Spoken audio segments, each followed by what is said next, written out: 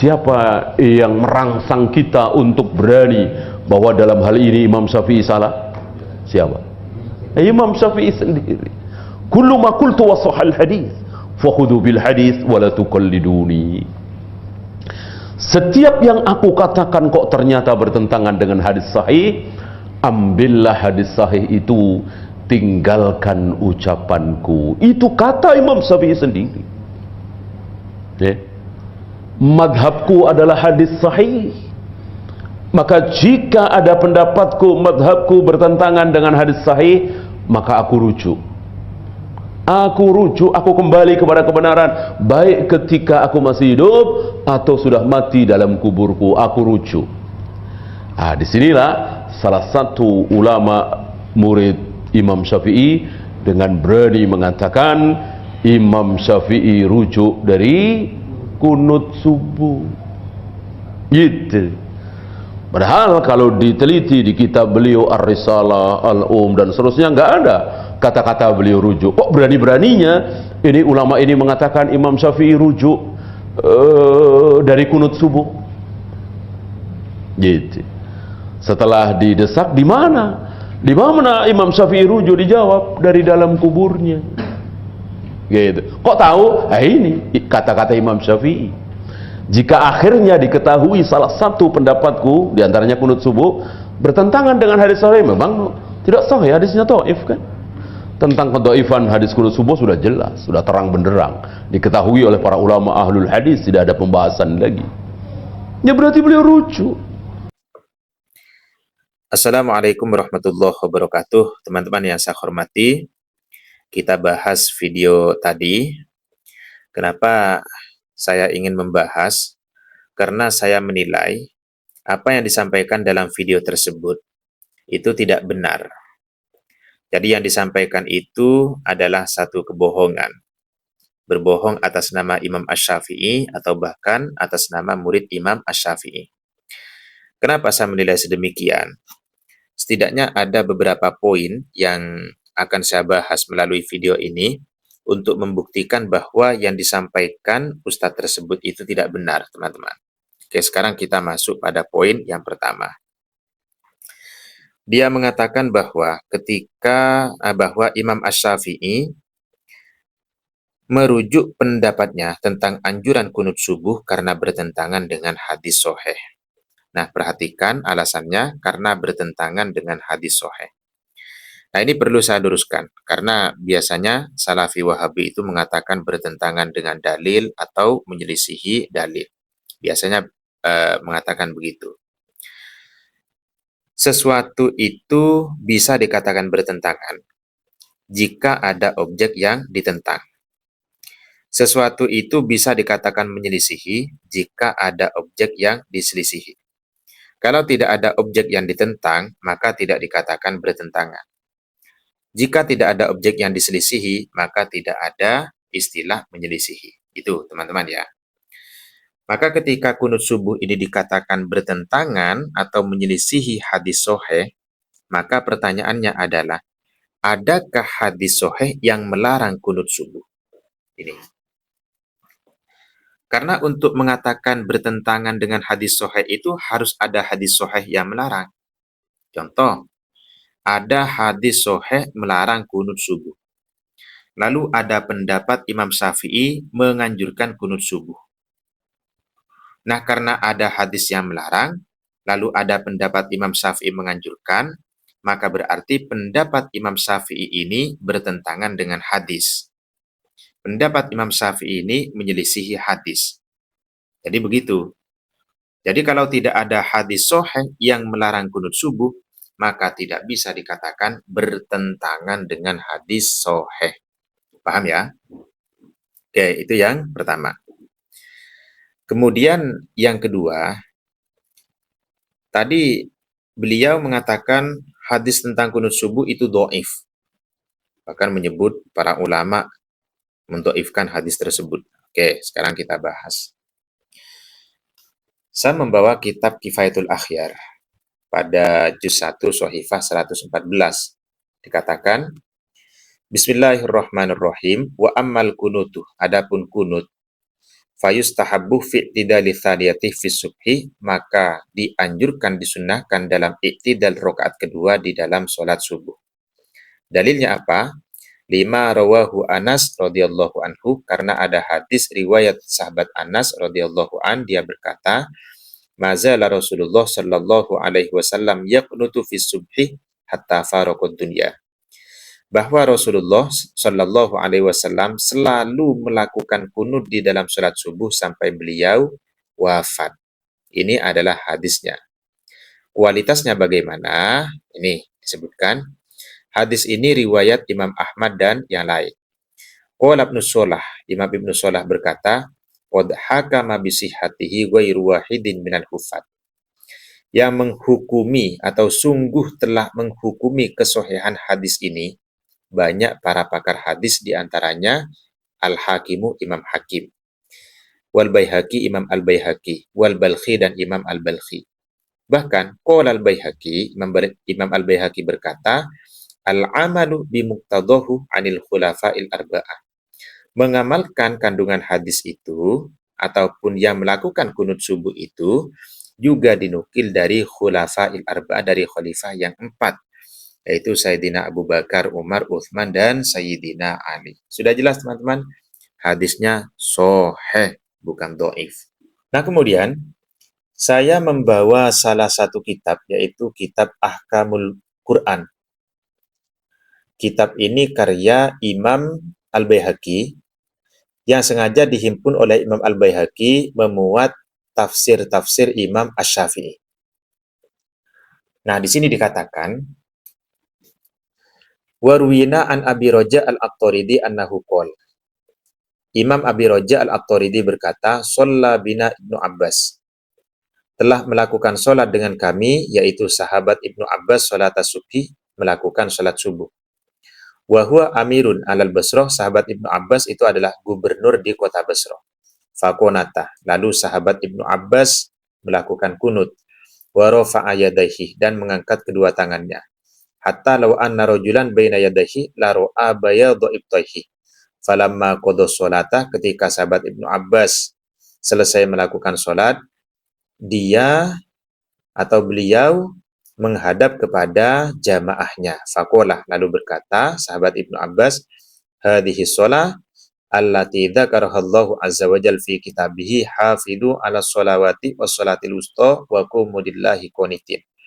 Bahwa sholat yang aku lakukan, sholat subuh dengan adanya kunut, ini adalah sholat yang disebutkan oleh Allah, wa qumu lillahi qanitin, dan berdirilah karena Allah, qanitin, dalam keadaan berkunut. Artinya apa? Dalil kunut subuh itu juga dari Al-Quran, Pak. Ya, jadi bukan hanya hadis dalilnya, tapi juga Al-Quran. Makanya Imam Syafi'i berkata, wahtamalah qaulullahi azza wa jal wa qumu lillahi qanitina fis sholati kulliha wa fi ba'diha duna ba'din. Firman Allah wa qumu lillahi qanitin ini memberikan dua kemungkinan. Kemungkinan pertama adalah anjuran untuk melakukan kunut di semua sholat. Dan juga anjuran melakukan kunut di sebagian sholat saja, bukan sebagian yang lain. Akan tetapi, falamma qanata Rasulullah sallallahu alaihi wasallam fi sholati. Ketika Rasulullah melakukan kunut di dalam sholat, tsumma tarakal kunut fi ba'diha, lalu beliau tidak melakukan kunut di sebagian sholat, wa hafidhu anhul kunuta fi subhi, dan Rasulullah hanya melakukan kunut di dalam sholat subuh secara khusus, dalla hadza ala annahu in kana Allahu arada bil kunut al kunut fi shalah fa innama arada bihi khosson. Jadi ayat ini maksudnya adalah membaca kunut untuk sholat subuh ataupun pada saat sholat subuh. Karena kenapa? Karena ayat ini ditaksis oleh perbuatan baginda Nabi yang hanya melakukan kunut di dalam sholat subuh secara khusus. Jadi sudah jelas teman-teman ya. Jadi itu adalah dalil-dalilnya. Dan dalilnya adalah sahih. Bahkan terkait dengan hadis dari sahabat Anas itu dikatakan sahihun. Imam Nawawi mengatakan hadisnya adalah sahih. Bahkan Imam Ad-Daruqutni juga menilainya adalah sahih. Tadi yang mensahihkan adalah Imam Hakim, Imam Al-Balkhi, Imam Al-Baihaqi, lalu kemudian ditambah Imam Ad-Daruqutni mengatakan sahih. Nah, terkait dengan apakah ada sahabat yang melakukan kunut subuh? Nah, ini dikatakan di dalam kitab Al-Futuhatur Rabbaniyah. Wa anil Awam bin Hamzah qala Sa'altu Aba Uthman. Saya bertanya kepada Aba Uthman anil kunuti fi subhi, tentang kunut di dalam sholat subuh. Faqala Aba Uthman berkata, ba'dar ruku, kunut dalam sholat subuh itu dilakukan setelah ruku, artinya dilakukan ketika iktidal. Qultu amman, kemudian saya bertanya, kamu dari siapa informasi ini? Abu Uthman menjawab, an Abi Bakrin, dari sahabat Abu Bakar, wa Umar wa Uthman. Artinya apa? 3 sahabat ini melakukan kunut subuh. Rawahul Baihaqi wa qala hadza isnadun hasanun. Bahwa riwayat ini adalah sanadnya hasan. Ini, jadi bukan dhaif ya. Wa an Ibni Ma'qil At-Tabi'i, dari Imam Ibni Ma'qil At-Tabi'i, qala, dia berkata, Qonata fil fajri Aliyun radhiyallahu anhu. Sahabat Ali melakukan kunut dalam sholat subuh. Qala al-Baihaqi hadza an Aliyin sahihun masyhurun. Riwayat ini adalah sahih masyhur. Artinya sahabat Ali ternyata juga melakukan kunut subuh. Nah, sudah jelas teman-teman ya. Saya ingin membahas tentang ungkapan Imam Syafi'i, idza sahal hadits fahuwa madhhabi. Ketika ditemukan hadis yang sahih, maka itu adalah madhabku. Dan tinggalkan pendapatku. Kan begitu ya. Nah, apakah semua orang itu berhak ataupun bisa mengeliminasi pendapat Imam Syafi'i gara-gara menemukan hadis sahih? Ternyata tidak. Di sini dikatakan, ketika ditemukan hadis sahih menyelisihi pendapat Imam Syafi'i, ini ulama Syafi'iyah berbeda pendapat. Al-awwal pertama, at-taraddud fil akhdhi bil hadis.